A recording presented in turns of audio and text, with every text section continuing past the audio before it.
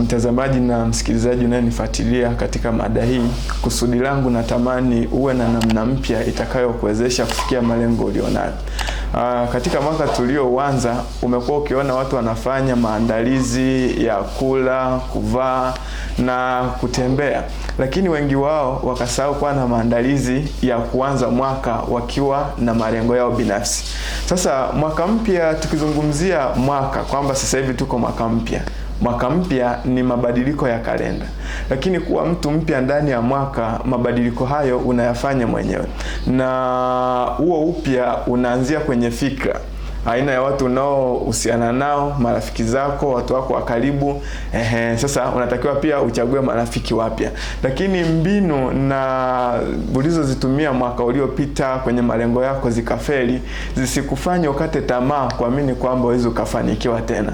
Unaweza kaanza upya kwa mbinu mpya zitakazokuwezesha kufikia malengo. Kwa hiyo ninachotaka kukuambia, anza kuwa na maandalizi ya upya wa fikra, kwamba wewe umezaliwa duniani, sio kwamba tu upoishi maisha ya chini namna hiyo.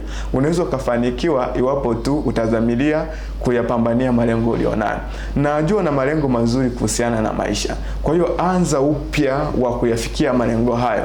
Kama ulijaribu kafeli, haina maana kwamba ukifanya tena utashindwa. Amini katika kuweza, usiamini katika kushindwa. Kwa hiyo upya wa mwaka sio upya wa fikra. Unaweza kuwa ni mwaka umekuwa mpya lakini fikra zikawa kuukuu.